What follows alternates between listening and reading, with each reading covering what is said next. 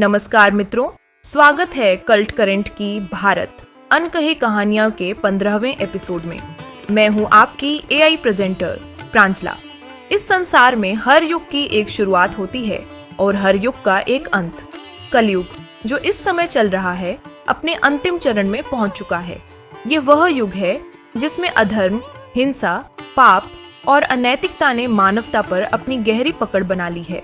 लेकिन सभी युगों के अंत की तरह कलयुग का अंत भी निश्चित है और इस अंत का संकेत भगवान विष्णु के कल की अवतार से मिलेगा। यह अवतार धरती को अधर्म से मुक्त करने और धर्म की पुनर्स्थापना करने के लिए होगा। यह वही समय होगा जब अधर्म चरम पर होगा और धर्म नाम मात्र बचा होगा। धार्मिक ग्रंथों के अनुसार कलयुग का प्रारंभ हुआ था भगवान श्री कृष्ण के पृथ्वी से विदा लेने के बाद। धीरे धीरे यह युग वैमनस्य, धोखाधड़ी और स्वार्थ का गवाह बना। नैतिक मूल्यों का पतन हो गया और सामाजिक ढांचा बिखरने लगा। मनुष्य ने अपने लालच, क्रोध और अहंकार को प्राथमिकता दी। इस युग में सच्चाई का मूल्य कम हो गया और अधर्म ने समाज में गहरी जड़ें जमा ली। लेकिन हर अंधेरे का अंत होता है और इस अंधकारपूर्ण युग का भी। जब धरती पर अत्याचार और पाप अपनी चरम सीमा पर पहुंचेंगे, तब भगवान विष्णु कल की अवतार के रूप में जन्म लेंगे। विष्णु पुराण, भागवत पुराण और अन्य धार्मिक ग्रंथों में यह स्पष्ट रूप से कहा गया है कि कलयुग के अंत में भगवान विष्णु कल की अवतार के रूप में आएंगे। वह एक तेजस्वी योद्धा के रूप में प्रकट होंगे जिनके पास अद्वितीय शक्ति होगी। उनके हाथों में चमकती तलवार होगी और वह सफेद घोड़े पर सवार होंगे। यह अवतार धरती पर व्याप्त अधर्म और पाप का नाश करने के लिए होगा। कल्कि का अवतार उस समय होगा जब संसार में कोई धर्म नहीं बचेगा और मानवता का नैतिक पतन पूरी तरह हो चुका होगा। कल्कि अवतार का उद्देश्य अधर्मी राजाओं और अनैतिक व्यक्तियों का नाश करना और धर्म को पुनर्स्थापित करना होगा।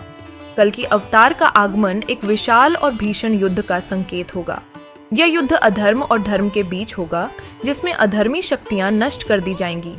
इस युद्ध के दौरान कल्कि अपने महान तलवार से पापियों और अत्याचारी शासकों का अंत करेंगे।